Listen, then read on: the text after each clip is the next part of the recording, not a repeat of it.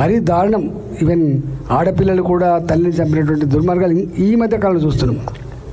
అంటే ఇదంతా కూడా కలియుగం అని మనం ఏదనుకున్నప్పటికీ కూడా గొప్ప మానవ జీవితం అనేది. మానవ జీవితం ఇవాళ నాకు తెలిసి వేరే వాడికి ఎవరికి కమ్యూనికేట్ చేసేటువంటి అది ఉండదు, ఒక మనిషికి మాత్రమే ఉంటుంది.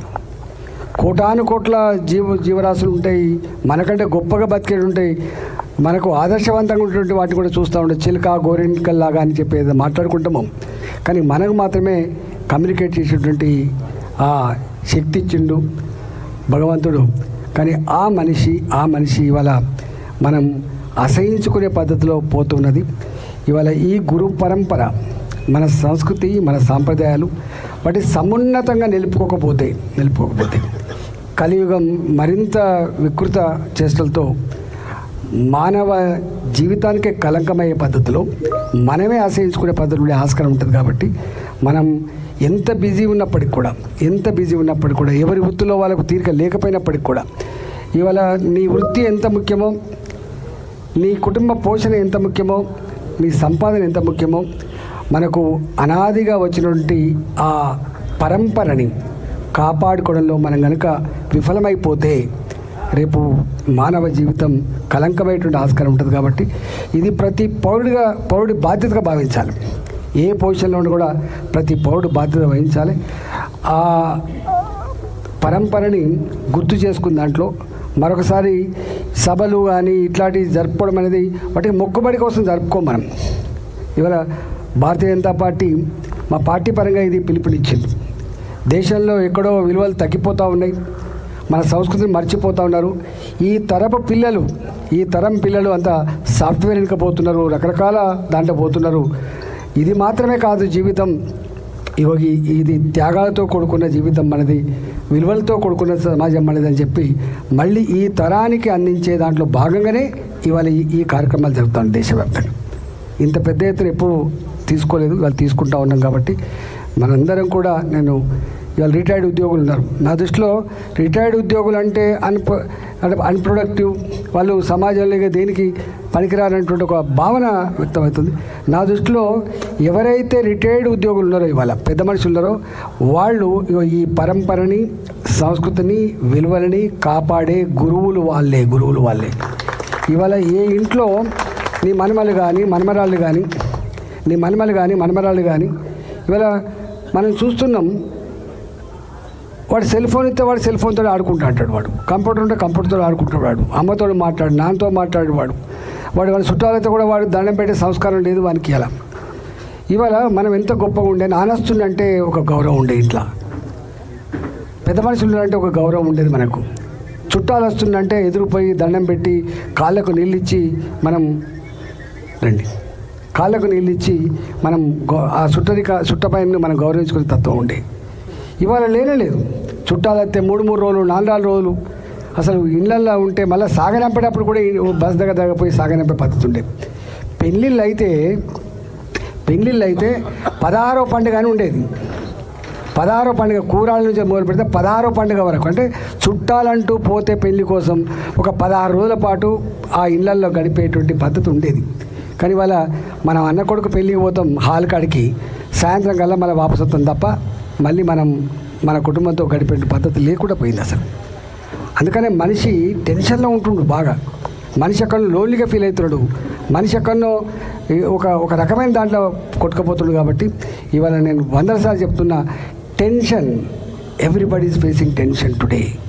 The tension which is not individual one, the tension which is prevailed by the society. అందువల్ల ఆ సొసైటీ రుద్దబడ్డ ఆ టెన్షన్ని బొంబాడు చేయగలిగే శక్తి ఒక నాయకుడికి మాత్రమే లేదు, ఒక గురువుకు మాత్రమే లేదు. మనందరి బాధ్యతగా ఉండాలని చెప్పి నేను మనస్ఫూర్తిగా కోరుకుంటున్నా. పాలకులుగా అన్నిటికీ కారకులు వాళ్ళే. ఇలా రోడ్లు బాగలేవు వాళ్ళదే బాధ్యత, గంజాయి రాజ్యం వెళ్తుంది వాళ్ళదే బాధ్యత, గుడంబ రాజ్యం వెళ్తుంది వాళ్ళదే బాధ్యత, కల్తీ కళ్ళు వాళ్ళదే బాధ్యత. ఇవాళ రాజకీయ వ్యవస్థ కూడా ఇవాళ పీపుల్ ఓరియంటెడ్ పాలసీస్లో కాకుండా పవర్ ఓరియంటెడ్ పద్ధతులు కొనసాగుతున్నాయి. మనం ఎక్కడో ఎన్నుకుంటప్పుడు మన బాధ్యత మర్చిపోతున్నాం.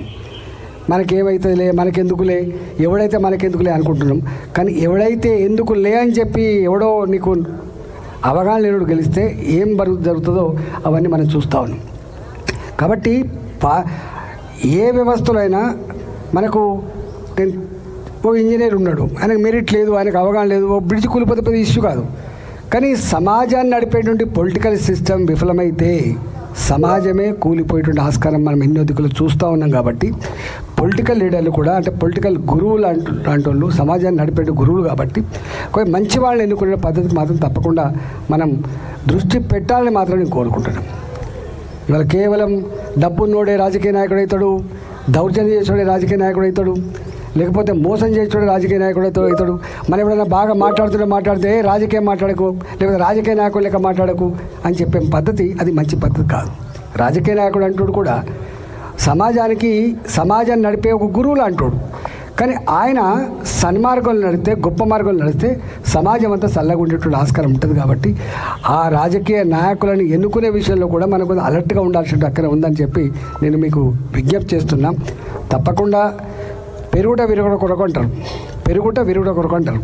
ఇలా ఈ చెడు పెరిగిందంటే ఎక్కడో తప్పకుండా విరగక మానదు. కాబట్టి ఆ విరిగే దాంట్లో మనం కూడా భాగస్వాములమై దాన్ని నిర్వహించి దాంట్లో తోడ్పాటు అందించాలని చెప్పి మాత్రం మీకు విజ్ఞప్తి చేస్తూ, చివరగా నాకు ఇంకో 10-15 సమావేశాలని మా మదరెడ్డి గారిని అడుగుతున్నాను.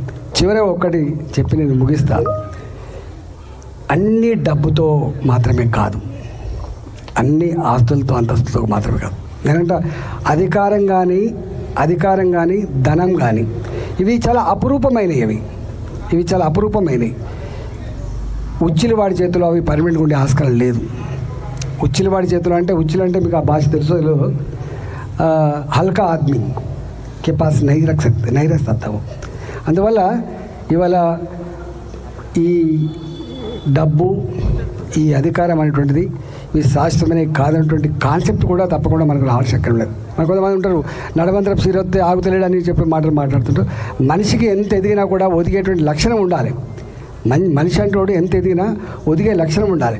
నిన్ను చూసి సమాజం గర్వపడాలి తప్ప నిన్ను చూసి సమాజం అసహించుకునే పరిస్థితి రావద్దని చెప్పి మాత్రం కోరుకుంటూ, మనందరం బాధ్యత కలిగిన సిటిజన్లుగా రేపటి సమాజానికి డైరెక్షన్ ఇచ్చేటువంటి వాళ్ళుగా ఆ కర్తవ్య నిర్వహణలో గొప్పగా పాల్గొనాలని చెప్పి మీకు అందరికీ మనవి చేస్తూ